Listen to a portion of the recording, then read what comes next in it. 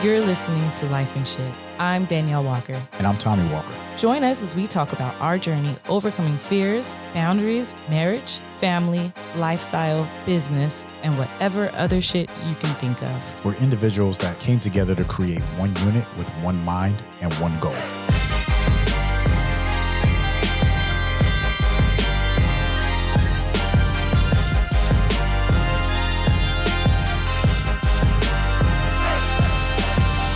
What's up, girl? What's up? How you doing? I'm good. How are you? Outstanding. Got a question for you. You got a question for me? And I want you to be honest. Don't be getting all nervous and shy, turning red on me on this I one. get shy about this. Because, it's about that Mary Jane. We're going to talk about Mary Jane today. Can people still get arrested for marijuana? Can people still get arrested for smoking, selling marijuana? Having marijuana. Whatever. Like, smelling like marijuana. like whatever. Is marijuana still something to be scared about? Yes, in certain states. Actually, only 14 states now have decriminalized marijuana or cannabis, right? Because cannabis is also now the more proper way to use it. And we got to be politically correct. Yeah, if you say marijuana or, it's look like, oh, that's the drug. No, cannabis. That's a little bit better. But in 19 states, it's only legal. I mean, it is legal for recreational use. And then in 17 states, it's illegal still. So only some states have decriminalized it all the way around. In states like Alabama, for one, first time is a misdemeanor. For Arkansas, if you have even a possession of 3 ounces, then it's a misdemeanor. In Ohio, if you have 85 grams, it's a misdemeanor plus $1,000, and you could have up to a year if you have a pound.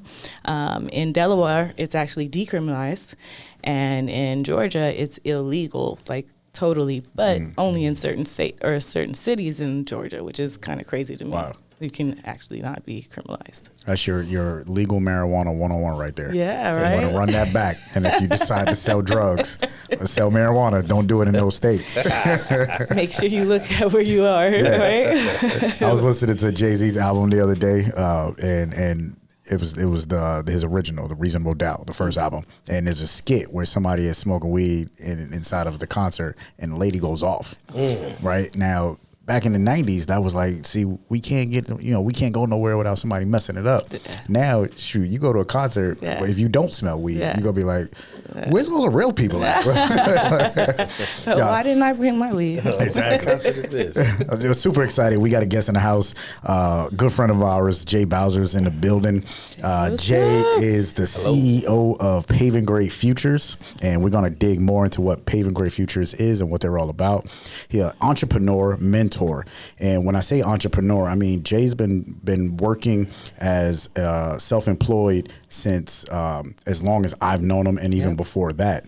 I mean, in his early years, he was out there slinging energy drinks. He was a musician. He had his own record label. This guy been doing entrepreneurship before it was a cool thing. So now he's a financial advisor, and then he just got into doing jujitsu, which is great. Like for me, I'm like, man, I might be too old to be in the arm band or something like that.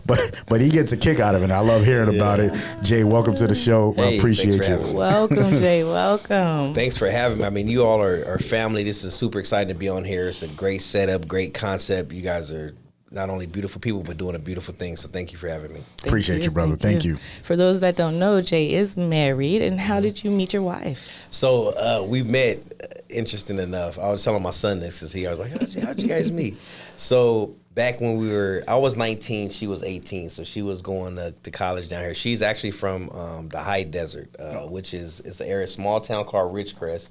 In California? In California. More people may be familiar when you say high desert with Lancaster. Okay. So it's like, right outside of Lancaster. Okay. So she came down to go to college down here. And, me, I'm a thug at the time doing music, living fast. And so we hear it's a college party. So we're like, let's go to the college. But no, matter of fact, somebody that we did music with was performing at the college party. So we went there to just support his show at the college party. And I seen her walking through the parking lot And she was with another guy at the time, but you know me, I'm bold. You don't care. I got my crew with me, you know, so I'm like, hey, you know, how you doing? And we used to have a saying back then, if they smile, they stay a while. and so that is great.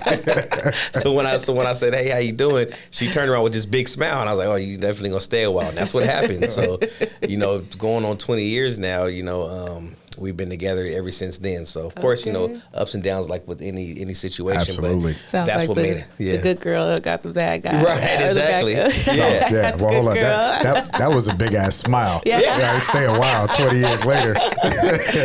so that's what did it, man. So it's been a blessing. That's my backbone. That's nice. That's too sweet. Well, question.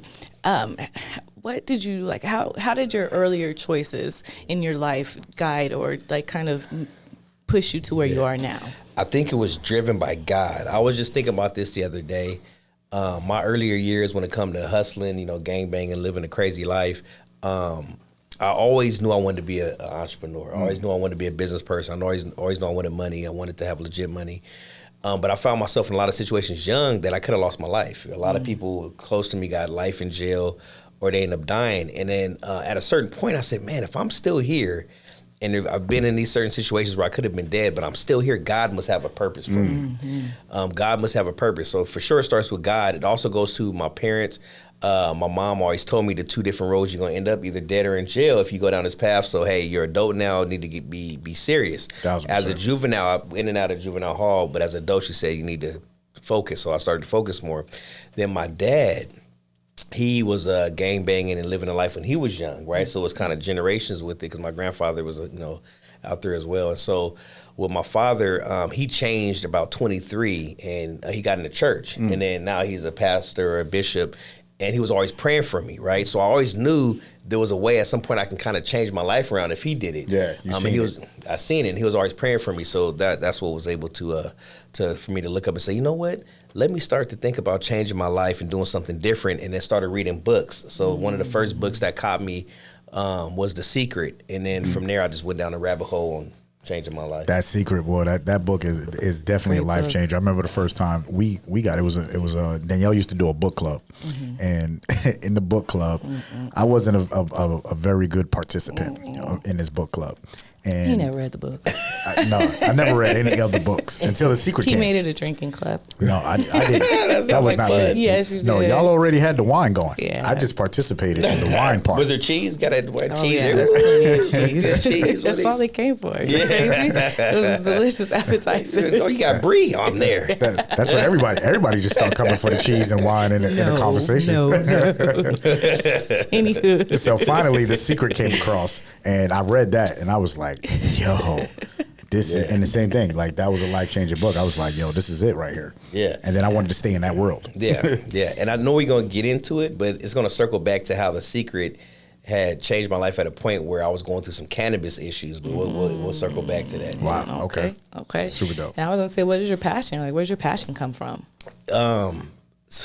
It's funny because when I do entrepreneur mentoring for folks, they be like, I don't have a passion for anything. I just want to make money. And I said, it's okay to have a passion and want to make money. So first of all, I mean, I've always had a passion and want to make money. That's a passion. Like, I'm going to get paid. I can be a social chameleon. I'll figure it out. But changing lives. So I think of all the destruction I caused in the community young, and I've always had a passion to want to change lives moving forward. So that's what drives me to this day. More than money is the passion to help people. I just think that's a great roll into Paving Great Futures. Yeah, 1,000%. How that started, right? So Paving Great Futures is all about changing the lives of humans, and particularly young humans that have the same access and environmental structure that, you know, both you and I mean, we came from that world, and you seen a problem and you was like, let me get after it early, and it's you and you got an amazing team behind you, and y'all dove into it, and by all means, I want you to get into the details of what Paving Great Futures do,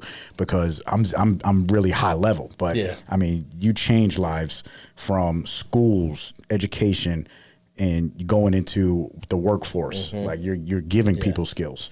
Man, very true, and thank you for that rolling on that, and you know, the kind words towards Paving Great Futures. How we got started was in 2012. So the co-founders are Barry Harris, Armand King, and myself. So Armand King actually came up with the name and the situation. Okay. And he said, we need to figure out a way to give back to our community. We were part of those folks that made it out. We need to give back. And it reminded me of a quote from W.E.B. Du Bois that said the 10% that make it out have to come back and help the other 90%, right? Facts. And we were like, well, what helped us make it out? Barry was like, well, I've been in, Virginia going to college. Then I went down to Howard to get my business degree. Then I went and opened up a group home and ran that and this and that. I said, well, that entrepreneur endeavor kept you, out of the way. I said, Armand, what is it for you? Oh, I had my hiccups. I went to prison, got out, but someone helped me get into the restaurant industry. Then I ended up running a restaurant with a friend of mine, and being an entrepreneur in the culinary field helped me stay out. I said, man, well, myself, I had a record label since 19, promotion company, like you said, energy drinks, a hydroponic store, dispensary, a printing company, just various ventures, right? I'm probably even skipping some things that I did, and realized that's what kept me out of trouble and, kept me, busy, because idle time is the devil's playground. Facts. True. So we realized that, and we said, let's teach this to the community. So what we realized is we need to figure out some stuff that's going to wrap around our community. So entrepreneurship was number one. Not everybody can be an entrepreneur. So we said, how about adding job readiness and job placement to get people jobs? Now, once you start a business or you have a job, what's next? You need to learn how to keep your money, because it's not how much you can make, it's how much you can keep. So we got added financial literacy, then life skills, because people need to be better fathers, better mothers in the community. Then we added community outreach, because we needed to get people a hand up. You may need some food for the day or some clothes to get through. And then lastly, civic engagement, because that's legislation, and that's kind of where cannabis and social equity comes in. We realized there were certain laws that need to be changed to help our folks out, because you could be doing everything right, but a certain law still gets you twisted up and messed up out here. So we did all of that. We turned it into a program, and we've been able to help people. And I'll finish with our mission statement, which is to increase the health and wealth in underserved communities in order for marginalized and at-risk individuals to thrive socially, economically, and politically. So that's our mission statement, and that's what we stand on. That is beautiful. That is beautiful. Over 100 plus hired so far, and over 450 participants. It's beautiful. That's called results. Yeah. And I'm glad you did the research. That's nice. She's very good at the research. That's amazing. That's results. And one of the things that I was pretty impressed with, I went to it was a community meeting, and everybody was up there talking, and the conversation was about how to give everybody access to, like we said, marijuana, cannabis is now a legal thing, right? And people are pushing for this current administration to make cannabis federally legal. So, when you have things like this that's coming around the corner, your team really, before it became a cool thing, your team was out advocating for people that were held up and criminalized for this, and making sure that they have the opportunity, especially here in California. Yeah, definitely. Like it's a gold mine in California, but the people that's running these dispensaries don't look like us. Yeah. You know what I mean? And why is that? Yeah, definitely. And which gives me a chance to tell a little bit about the history of and how marijuana, cannabis actually got into the States in the first place. It was 1910. And Pancho Villa, if I might say it right, he came in. They were actually running. It was about a couple of thousand Mexican men coming from the Mexican Revolution. They were running. They escaped here. They brought delicious food and marijuana. I apologize. They came in by way of Texas, right? And then when they were in El Paso, and once they got here, it was basically people of color, Mexican people, and criminalized white people. The known pimps and prostitutes that were the ones that were smoking cannabis. So they really didn't care about the benefits, what it was doing. They just knew these people were acting goofy and giggly, and it was always the criminalized people that were doing it, right? And they didn't like it. So early on in 1914, California was one of the first to say, okay, well, El Paso was actually the first in 1914 that said no marijuana here anymore, right? They're one of the first cities that outlawed it. Then California, Utah, Texas, New Mexico, Louisiana, and like I said, again, they didn't have a problem with the actual smoking. It was the smokers. Interesting. There's the people that was involved. You know, I have a theory, and please, don't go and try and quote me on this, because this podcast is not about giving you anything that you go put your money on. We just talking. This is roundtable talk, right, over a glass of wine, and it's funny to me how marijuana was such a bad idea, but then when you look at tobacco, right, it's like it's grown the same exact way. It comes from the earth. But tobacco was tobacco was like coffee, right? It was a commodity. They made money on it. Mm-hmm. But you know what's funny about the difference is Europeans had control over tobacco, and Europeans didn't have control over marijuana. Yeah. So it's, to me, it was like, is that why they made it such a criminalization thing? I mean, no, that's deep, and I think you have a point there, right? Weed Maps, right? They're one of our partners, sponsors, and one of the great organization giving back. And they have a museum in LA. So we went to their museum when they opened it up, and we got a tour. And it breaks down the history of cannabis. So the one thing we got to realize is that during those times, logging was huge for wood. Hemp can be used. Is strong, is durable, is feasible. It can be used instead of wood. But the logging industry also lobbied for hemp, cannabis, and whatnot to be shot down so that they didn't lose any profits. So it also was a business aspect to it. Capitalists being like, we need to, what can we do to keep this from coming in so the loggers, those cutting down the wood, can still keep getting money. So they called it marijuana because that's a Mexican name, so it goes towards the Mexicans. And I love how you said good food and cannabis, because that goes together. Good food and cannabis goes together. Facts. Yeah, and so that also why they came out with calling it marijuana. And then Reefer Madness was a documentary that came out, but it more so portrayed the black man as being, if they smoke some weed, do a little bit of cocaine, their sex drive goes up, and they're going to rape women, rape white women. Right? Exactly. And that was also another way to keep the black men down. So a lot of different things. You mentioned the pimps and prostitutes smoking, and also the jazz artists did, and the hippies. So that was another way to keep that movement down. So it's always been used as a political tool until they can monetize it. So yeah, that's very true. It was funny because I read a quote from it was a politician that said, did we know that marijuana was a big deal? It was like, yeah, absolutely, we knew that, but this was the way for us to keep everybody else down. So it's funny how it all comes together, right? True. Yeah, it all comes together. But so Paving Great Futures has put in some major work to make sure that people, the records was because let's go back, let's look at it. We got people going to jail doing major time for marijuana. And then they get out after doing that time, and because of what's on their record, don't have the opportunity to get into now what is a multi-billion-dollar industry. Yeah. Yeah. We like to say you once were locked up for it, now you're locked out of the industry, right? So from locked up to locked out.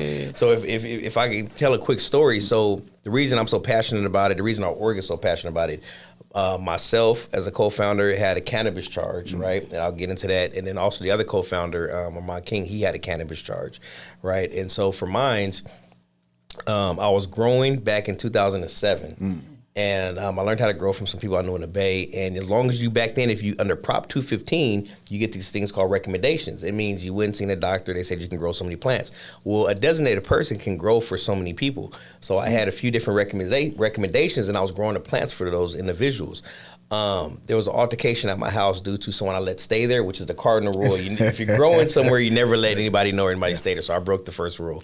And then so the police came, they seen the plants, they tore the place up, they cut all the course of the equipment, took the computers. They said your recommendation, one of them were expired by like a month or two, right? So I wasn't paying attention. One was expired. You'd think it would be just a little ticket infraction or a warning. They literally tore the place up and took me to jail and gave me a felony for cultivation of marijuana under 100 plants. So it wasn't federally illegal or anything. It was just because of one recommendation. So I go to jail, I bail out. I have to do this whole program called PC 1000. Means I was just smoking weed, or they call it a drug at the time. So you would go through probation for a year and a half. They're supposed to drop it, but instead I got a felony that was dismissed. Now, when you get a felony, and it was dismissed, it still shows as a felony on your record. I didn't know that, so I took the deal thinking it was going to be dismissed. So then a couple years later, I passed my real estate test, and I'm trying to get my real estate license. They say, no, you have a felony on your record. I said, no, man, I got all that cleaned up. Well, it still shows here that you had a felony dismissed, so it's still on your record. I said, oh, man. So then I'm sitting there like, I'm going through the internet, and I see something called Property Room. And Property Room is where the police, the equipment that they seize, they put it back up for auction.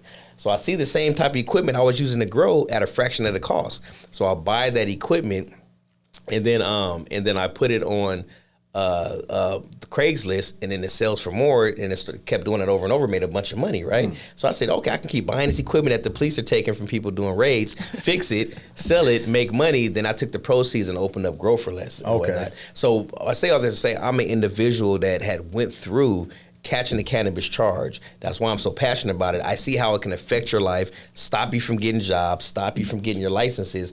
But fortunately, when Prop 64 came, in 2016, I believe it was, Prop 64 came, and it allowed you to expunge your record. So I got a lawyer. I was able to expunge my record and take it off completely, like as if it never happened. So that's when I was getting my financial licenses and whatnot, I was able to get through all of that because Prop 64 helped me expunge it. Now we do expungement clinics through Paving Great Futures to help others do it. We have one next month. I think January 15th, the one, don't quote me, it'll be on our website, and we're going to help individuals expunge their records from I'm sure that Prop wasn't 64. cheap at all, right?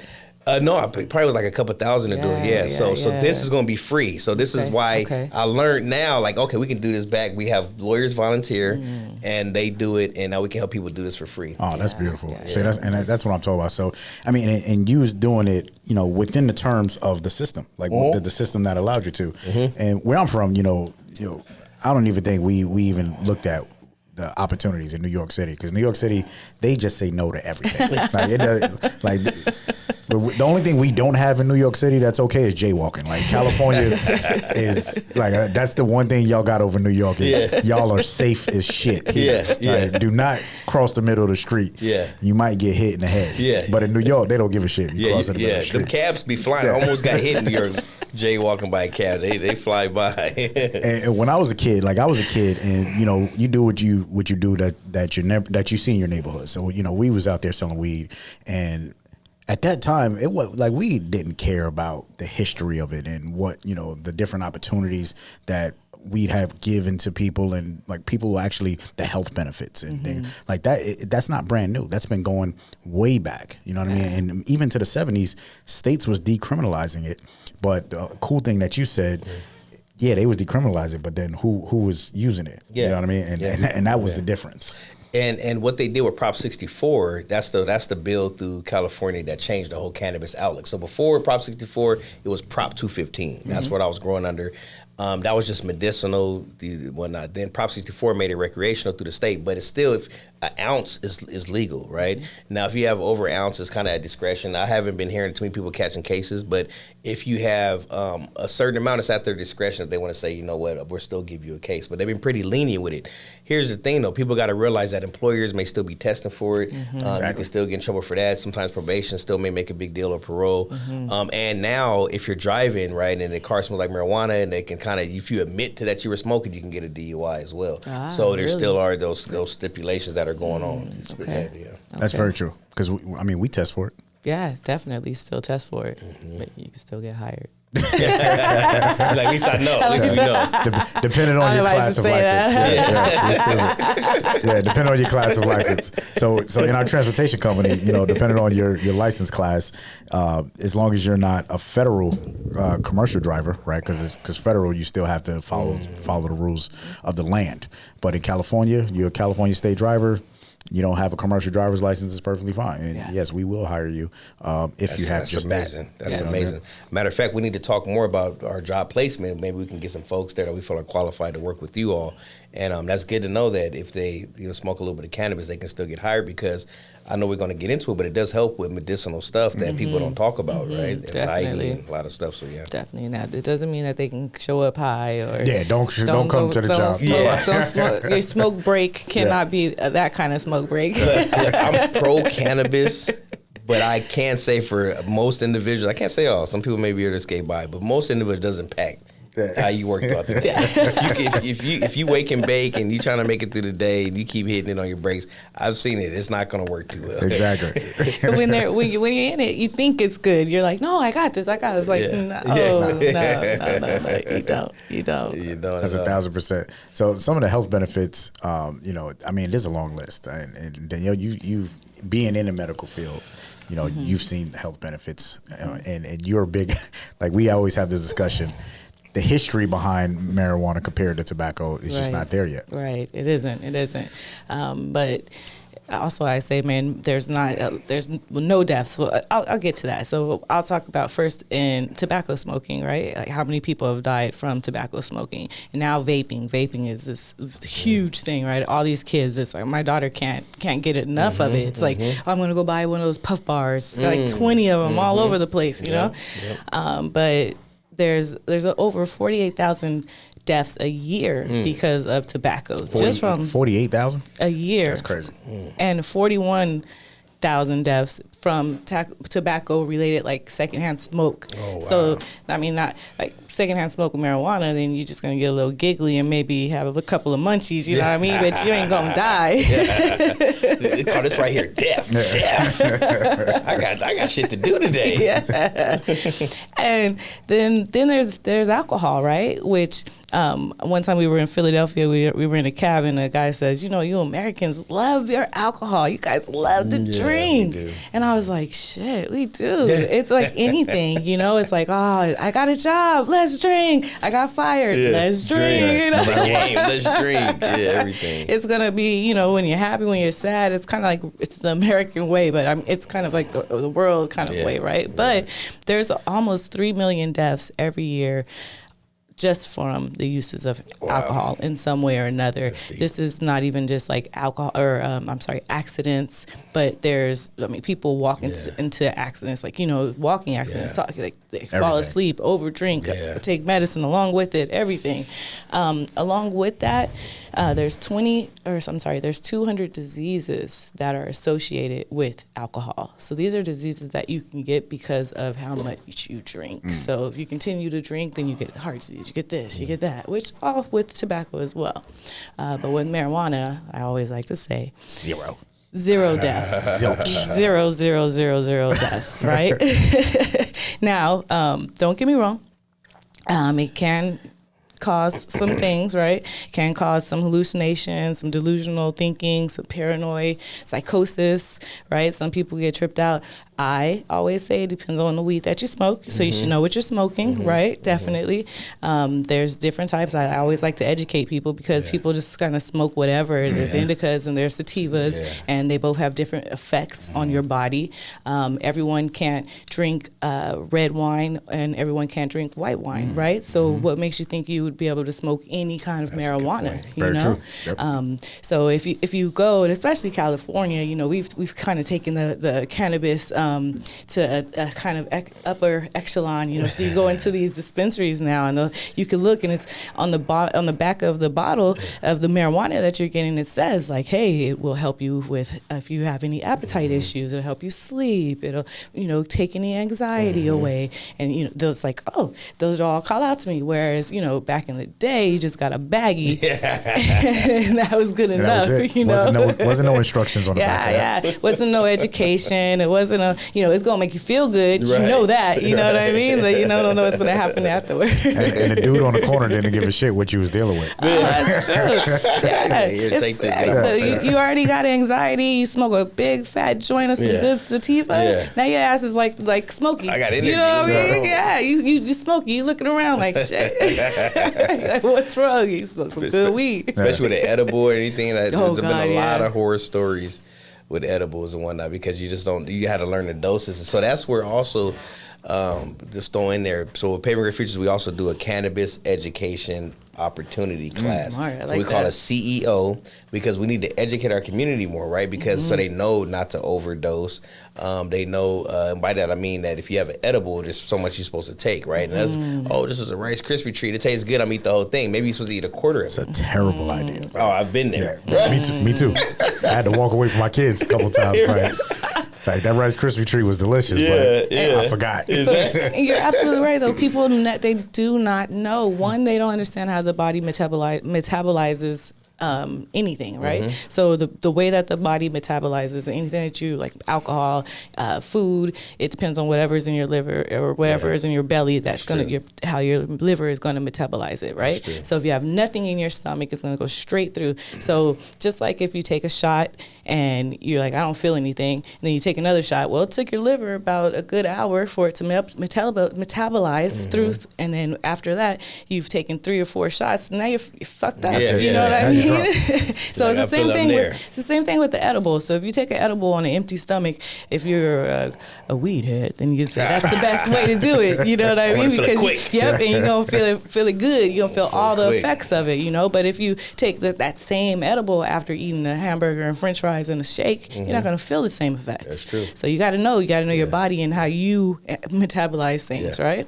I agree, and that's where it's so important about educating the community, because it can be good health benefits, meaning that folks may have cancer, right? I have family members that had to use the edible so that they can get their appetite back, things like that. Maybe they had insomnia, it helps them sleep. So you can have all the good health benefits, but we need to educate our community on what that looks like and how to do it right. That's real talk right there. And you know, when you look at cannabis today, it's completely different from when we was growing up, right? So when we grew up, it was frowned upon. Don't touch it. You're a drug dealer, things like that. And, you know, of course, your parents didn't want you to be involved with it because, like you said, you know, you couldn't get a job for it, you know, because so like as a kid, I smoked when I was a kid, and then I had to stop when I joined the military, and then I was a very big, like, keep it away from me during my entire time in the military, and even getting out, my job required random testing all the time. But now we got kids. Yeah. Like you know, we got 3 girls and a son. They're all older now, and the conversations that they're having, I never had with my parents. So now we're having that conversation. It's not like, watch this commercial, this is your brain on drugs. Do you have any questions? Now the conversation is, I smoked marijuana yesterday for the first time, or I got friends that's offering me cocaine at work. You know, the conversation is totally different from when we were kids. In your organization, you're teaching adults how to cope and deal with it. But now it's like, you know, now that we were those kids, how, you know, I'm asking you, how would you have that conversation with your son, you know, 10 years, 12 years from now? Like, all right, this is how you need to look at marijuana, just like, you know, alcohol. Yeah, it is different. It is tough. And another shameless plug, at Paving Great Futures, we're working on something with we have a Youth Elevate program. We got a grant from them where we're going to teach substance abuse subject through opioids through all the different schools in San Diego, try to reach 10,000 youth this year. So that's going to be a conversation that comes up, because I was thinking, hey, we're pro cannabis when it comes to all the medicinal, the impact it can have, the economic impact it can have for us. But at the same time, I mean, what about junior high and high school kids when it comes to cannabis? Like, we're not for that. So it's that thin line, right? But it's like educating the community on it and educating your kids. What I would tell my child is, I would say, hey, look, you know, cannabis has been made legal. And in a lot of places, 21 and up. Some have made it 18 and up, but for the most part, it's been 21 and up. So if it's 21 and up, it's just like with alcohol. You need to have your brain a little bit more developed. You need to be more mature. Then you can smoke it, you can handle it, you can make that adult choice. And now, as a youth, you should not deal with it. You should not mess with it. Your mind isn't ready for it yet. You haven't matured enough to be able to do that. And approach it at that point. Now, we know youth still may sometimes do it and mess up. They're going to deal a little bit of alcohol, maybe tobacco, maybe even cannabis. And at that time, we have to kind of be those type of parents to listen why they did it, tell them why they shouldn't, but it's going to be their life. They're going to make their decisions. All we can do is plant the seed and know we did the right thing, and then hopefully they make the right decision moving forward. That's facts. Yeah, it is. It's hard because it's even like with alcohol. The girls have seen me drinking a glass of wine for years, you know, and then when they get out on their own, it's like they didn't drink at first, but eventually they're like, well, I see a little something to that glass of wine, you know. I see why you do that every night. Yeah, it's all right. Totally understand. A little tingly. But it's different too, though. Like, you know, in having a conversation with them. But so in today's cannabis, is it as natural as it was when we was coming up? You know what I mean? And it's almost scary. Like when you almost like, and I ain't saying I would do this to my son, but I would rather you smoke the shit I smoked when I was a kid versus the shit that they smoke today. Yeah, I agree. It went from maybe 10 to 15% back in the 60s, something like that, and to now you find some cannabis 90%. 90%. I mean, That's crazy. It's not there. And see, me having a hydroponic store back in the day, we sold the stuff that you put in the plants, right? So back then, there were things you can put in there to make it grow faster, make it grow bigger, make it get more trichomes, which is the crystals on there. There's a lot of different things you can do to manipulate it.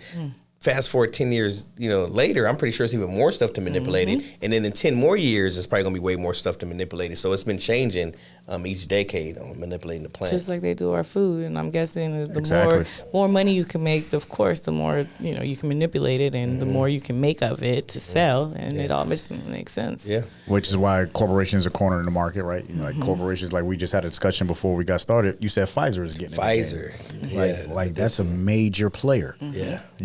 So if they're getting in the game now, if they're getting in the game, is there real opportunity for, people like us, like you, like the people that you're helping in the CEO class and people that have a record, is there opportunity? Yes. So what we've been working on is something called social equity. So 4 years ago, I was watching YouTube, and there was a video we seen called Weed Reparations.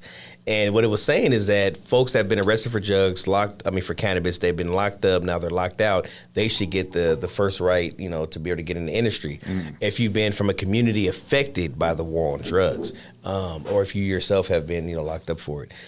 So with that being said, if you may have had a cannabis charge or anything else come from that community, now when the licenses come out, say if 10 licenses come out in San Diego, they say, hey, you know what? Half of them should go to those folks that have been put, at the back of the line just in life in general. So now say you're able to get your license because you come from a community affected by the war on drugs, or you've been arrested for cannabis, things like that, now it's legal. So say you get that license, but what one of the hurdles is the financing. It takes about upwards of $1 million to open up a cannabis business, right, in San Diego. It costs the same much as to open a McDonald's? Right, exactly, right? And it's going to be upwards of $1 million to do that at the minimum. So now you got to find somebody that's going to put the money behind you. There's people out there that do it, but then there's predatory lending. So you got to make sure you have a lawyer to read through the contracts, make sure everything is cool and whatnot. So that's kind of what's happening with social equity. So 4 years ago, we seen that video. We put pressure on the city and the county here, the politicians. Now this year, because it was a turnover in elections and new people were put in office, they all are for it. The mayor's for it. The county board of supervisors are for it. Nice. They've all been pushing for it. So now we're making some headway. But now we just have to make sure that, okay, folks aren't like the other cities that did social equity, because San Diego's the last major city in California to do social equity program. Other cities have done it, but the good thing is we can learn from their mistakes, make it better here. The mistakes that have happened in other cities is you may get your license, but now you're like, you know what? To get your license, you have to have a building. Now you're paying, say, $10,000 a month rent on your building, but now you're going through all these renovations, all this red tape. It takes 2 years to get going. You've already been spending, what's that, $240,000 on rent easily in 2 years, and now you're getting in a hole. Now you about to go under. Someone comes in, a white male, right? May say, hey, no, I'll give you a couple million. Let me buy it. Now, instead of it being a black or brown person affected by the war on drugs, it fell back in the hands of a white person that owns 99% of the industry, because only 1% of the industry are black folks. So it's, it's good that social equity is coming, but we have to be on our guard to make sure we can keep it. And one thing we have to do to answer your question is think about ancillary businesses. Think about businesses you can do, like marketing in cannabis, printing in cannabis, the vape pens, whatever. Just think of all the things that go around cannabis where you may not even have to touch the plant. Right. So the opportunity is always around, no matter what. It's like, all right, if you look at a company like Amazon is in everything. So how can you get around it? That's 1,000%. I like that. It's like a lady we met that makes candy, and she got into the cannabis world because she makes candy. Yeah, so very true. Like that. That was dope. That was good. Look at it this way. When I did the hydroponic store, I did it because I was thinking, how can we sell shovels in a green rush? Right? You're not touching the plant. You're just selling the shovels for other folks to go find the gold, right? And that's who made the money, not the people looking for the gold. Yeah. The one on the side of the mountain like, hey, here goes some shovels. The tools, yeah. Here goes the tools. They came up. So think about that with cannabis. How can I sell shovels in this green rush? And Paving Great Futures is doing it with, nonprofit. So, that's the beautiful thing about, getting in. So, let's talk about, where can we find Paving Great Futures? Like, I don't want to miss that, because you're dropping a lot of gold nuggets that people probably are like, oh man, they're going way too fast. We can't. Is any of this online? Like, yes, can somebody outside of California be a part? Yes. So we do. Our cannabis education class is hybrid, so you can come on virtually or you can come on in person. And so if you go to our website, pavinggreatfutures.org, you can sign up for any of our classes. So the CEO class is the Cannabis Education Opportunity. We're also going to be dropping our classes on YouTube that we just ran this last fall, and we'll put it on there as well. We had doctors come in. We had social equity recipients come in, lawyers come in, owners of dispensaries come in. It was amazing. So the major thing that's missing in this industry is mentorship. So people want to get into it, but you guys are entrepreneurs and CEOs, right? You know how important it is to get mentorship. Exactly. Before you got into logistics, I'm sure you probably met with somebody that was successful in it or knew about it, can give you coach you up. So that's what our opportunity is all about. So go to pavinggreatfutures.org to sign up and get more information.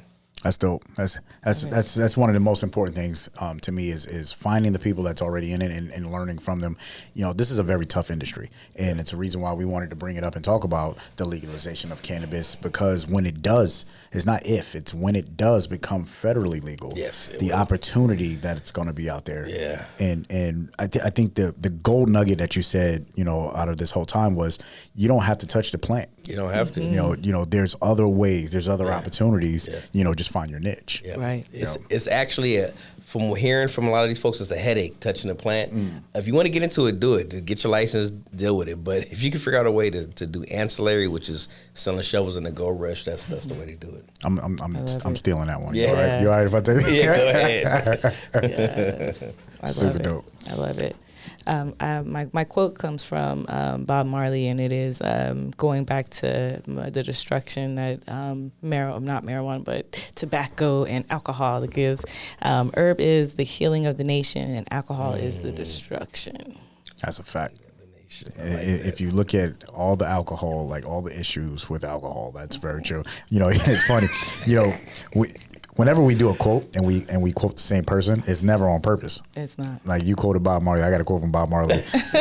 You guys are in unison. Yeah, my Bob Marley quote is a little more Bob Marley-ish though. When you smoke the herb, it reveals your true self. That's the one I was thinking about. That's the one. So that's the one. So that's that. That's that. It opens you up. It opens you all the way up. That's the one.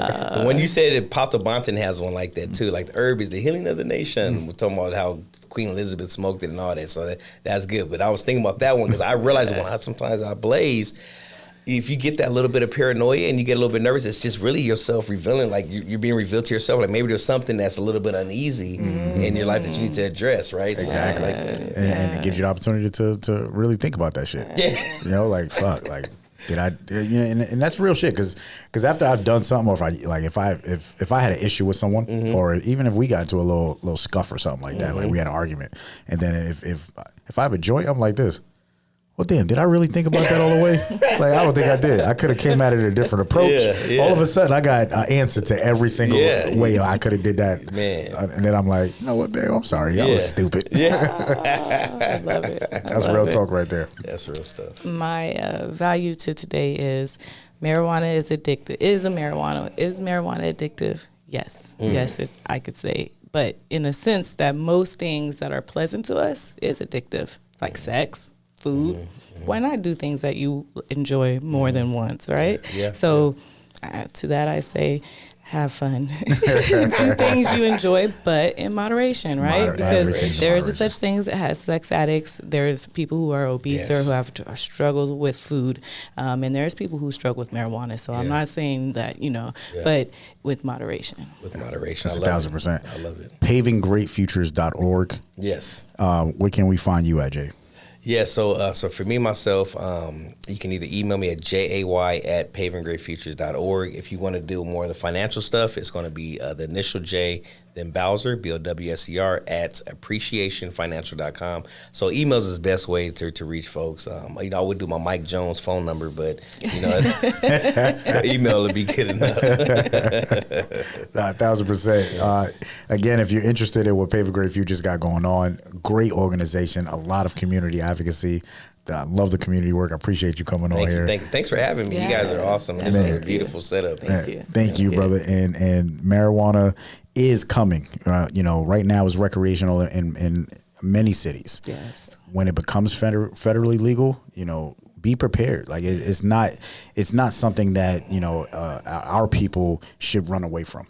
Because we've been criminalized. It's like there's a disproportionate incarceration rate for Black and brown in this world and in this industry. Yeah, I can be a nerd and give you some numbers real quick because we did the research. So in San Diego, research shows that it's a 6-to-1 disparity. So Blacks arrested 6 times more for cannabis than our counterparts whites, right? So that goes to show you right there. It's not that whites are using cannabis less; they're using it more. It's just we're being more over policed, and so 6 times to 1, 6-to-1, yeah. So it's all about just getting smart, right? It's all about educating ourselves, and it's about going to the mentors that are in place that are legally doing it, and that's what it comes down to. Let's get out there and let's do it legally. Yes.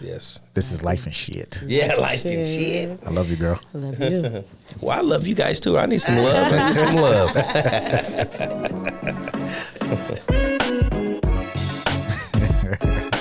Do us a favor. If you enjoyed this episode, please subscribe. Leave a review. Let us know what your thoughts are. That's the only way that this show is going to be successful. And we appreciate you. Talk with you next time.